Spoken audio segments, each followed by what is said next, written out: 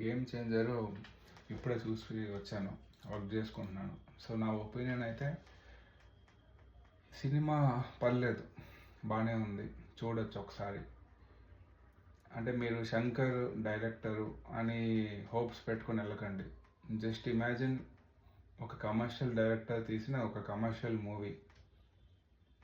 పెద్ద లాజిక్లు ఏమీ ఉండదు, అంత పర్ఫార్మెన్స్ అంటే క్యారెక్టర్స్, అంత స్టోరీ డీటెయిలింగ్ ఇవి కూడా ఏమీ ఉండదు. జస్ట్ అలా వెళ్ళిపోతుంది, ఒక టైం పాస్ అయిపోతుంది అనుకొని వెళ్తే బాగుంటుంది. నాకైతే టైం పాస్ అయితే అయిపోయింది మూవీ. నేనేమి బోర్ కొట్టలేదు, ఎక్కడ నిద్ర రాలేదు, అరే ఏంట్రా ఇది అని కూడా అనుకోలేదు, ఎందుకు వచ్చామా అని. సో ఒకలాగా అలా వెళ్ళిపోతుంది మూవీ. ఒక గుంటూరు కారం లాగా అనుకోండి, ఇది కూడా అంతే. పెద్దగా మనము డైరెక్టర్ని మన మైండ్లో పెట్టుకొని శంకర్ అయినా ఇలా తీశాడు అని చూస్తే అవుట్ రైట్ రిజెక్ట్ చేస్తారు జనాలు. బట్ మీకు వీకెండ్లో ఒక మంచి టైం పాస్ కావాలి, ఓకే పర్లేదు. ఇప్పుడు డాకు వస్తుంది, ఇది ఒకటి, ఈ సంక్రాంతికి 2-3 సినిమాలు చూసేయాలనుకుంటే చూసేయచ్చు, పర్లేదు. ఏం మరీ ఈ రివ్యూస్లో చెప్తున్నట్టు ప్రతిదాన్ని పిన్ పాయింట్ చేసి ప్రతిదాన్ని ఇది ఇలా ఉండాలి అని. ఫర్ ఎగ్జాంపుల్, సినిమాలో ఒక డ్రోన్ సీన్ ఉంది, అది ఇలా ఎందుకుంది, అసలు ఇది ఫీజిబులేనా, ఇలా మన ఎలక్షన్ కమిషన్ చేయగలుగుతుందా, ఇలా కలెక్టర్ ఇలా అన్నీ చేయగలుగుతారా?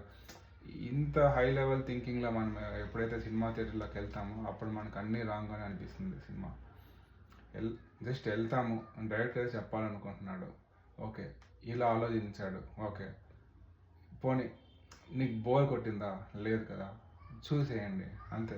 మరి జడ్జిమెంటల్గా ఒక ఐఏఎస్ ఒక మూవీలో ఇలా చేసేయచ్చా, ఇట్లా చేసేయచ్చు, ఇది పాసిబుల్ అయినా, సినిమాకి వెళ్ళాక ఇది పాసిబుల్ కాదా అనేది secondary. First thing is entertain అవుతున్నామా లేదా.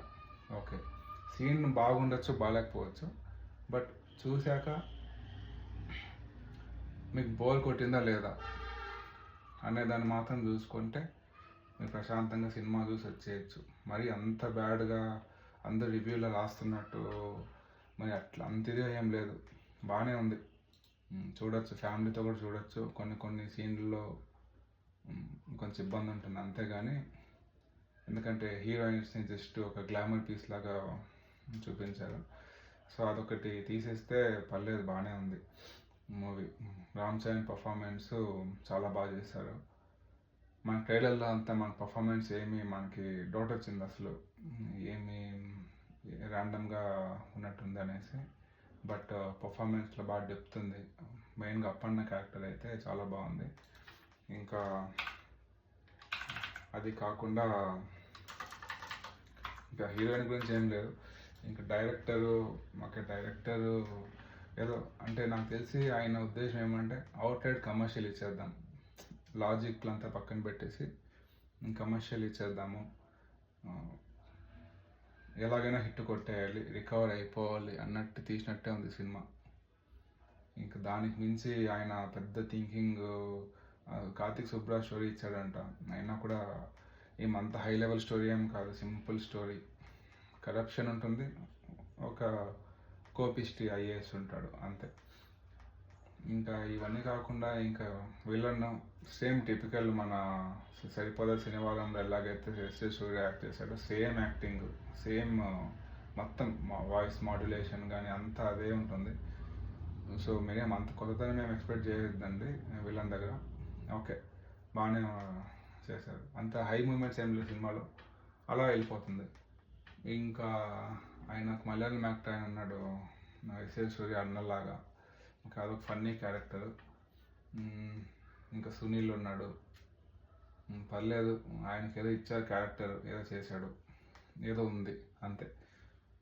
ఇంకా రామ్ చరణ్కి ఏం పెద్ద స్కోప్ అయితే ఉంది, అప్పన్న క్యారెక్టర్లో అయితే స్కోప్ ఉంది. ఐఏఎస్ క్యారెక్టర్లో ఏమి లేదు, జస్ట్ ఒక టిట్ ఫార్ టాట్ కన్వర్జేషన్స్ లాగా నువ్వా నేనా అన్నట్టు ఉంటుంది అంతేగాని పెద్ద యాక్టింగ్ స్కోప్ అయితే. ఇంకొక దగ్గర తల్లి ఆయన అమ్మ ఒక ఎమోషనల్ సీన్ అప్పుడు కొంచెం బాగుంటుంది సీన్ అది, కాకపోతే అది మన తెలుగు నేటివిటీ అయితే కాదు, కొంచెం అది తమిళ్ నేటివిటీ ఉంది.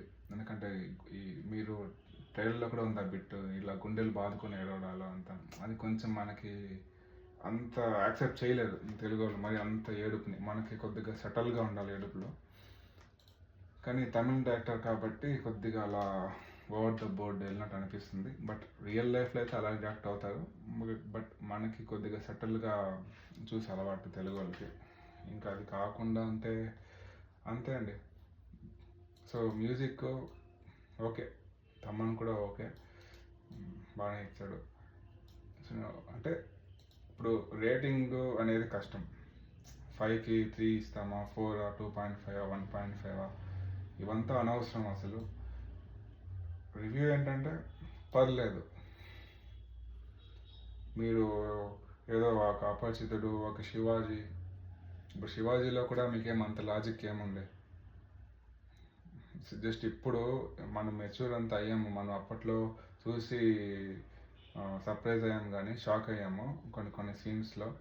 కానీ ఒకవేళ ఇప్పుడు చూస్తే మీకు అంత కొత్తదనం కానీ లేకపోతే అంత లాజిక్ ఏముంది? ఒక సామాన్యుడు అంటే కోట్లు సంపాదించాడు, వచ్చాడు, హెల్ప్ చేయాలనుకున్నాడు, లంచాలు ఇచ్చాడు, కాలేదు, ఎవరు అడ్డొచ్చారు, కానీ అంతమందిని కొట్టేస్తాడు ఇష్టానికి, ఇది అంటాడు. అవన్నీ అవ్వదు కదా రియల్ లైఫ్లో. కానీ యాక్సెప్ట్ చేసాం, కానీ ఇప్పుడు చేయలేకపోతున్నాము. But okay, it is decent movie. Decent అంటే టైం పాస్ అయిపోతుంది, వెళ్ళొచ్చు, చూడొచ్చు, రావచ్చు అంతే. మరి ఏవో ఒక కల్ట్ మూవీ, పాత్ బ్రేకింగ్ ఇలా ఇలా ఏం లేదు. అంతే రివ్యూ, అంతే రివ్యూ.